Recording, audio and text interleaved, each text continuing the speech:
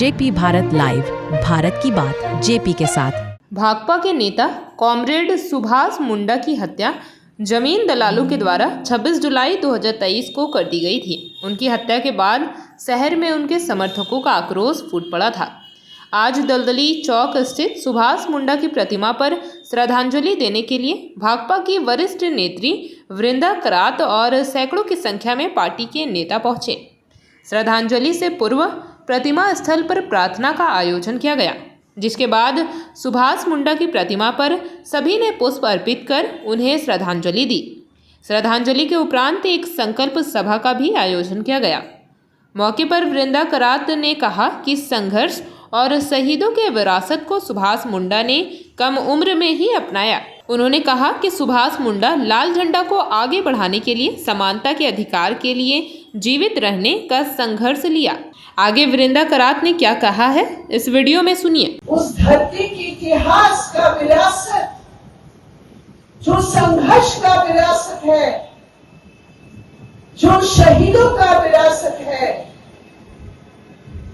उस विरासत को सुभाष मुंडा ने बहुत कम उम्र में ही अपनाया। और अपनाने का अर्थ मेरा ये है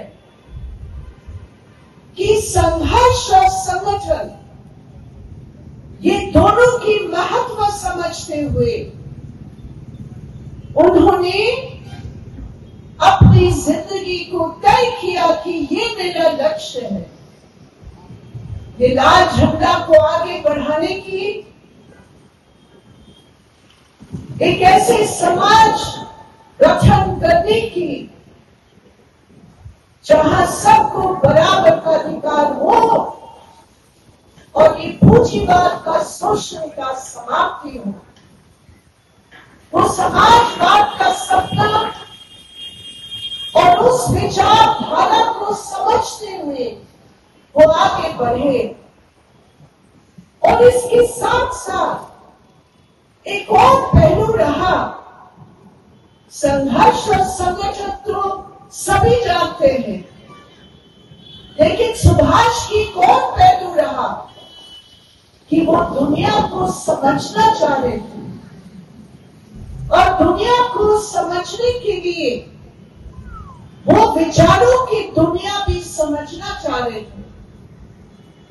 मुझे याद है जब दिल्ली में हमने केंद्र स्तर की आदिवासी मंच का हमने क्लास लगाया, तो सुभाष उस क्लासों में जिस दिलचस्पी के साथ बैठे, उनकी जो सवाल थे, उनकी जो जिज्ञासा रही, वो दुनिया को समझना चाह रहे थे कि आखिर ये शोषण की बीज कहां से है। और विशेषकर हमारे देश में ये जाति प्रथा और सामाजिक शोषण के आधार पर जो आदिवासियों के ऊपर एक जबरदस्त हमला है, उस आदिवासियों की पहचान को वक्त संघर्ष के साथ कैसे जोड़कर हम आगे बढ़ सकते हैं। जेपी भारत लाइव, भारत की बात जेपी के साथ। वीडियो को लाइक करें, शेयर करें और चैनल को सब्सक्राइब करें।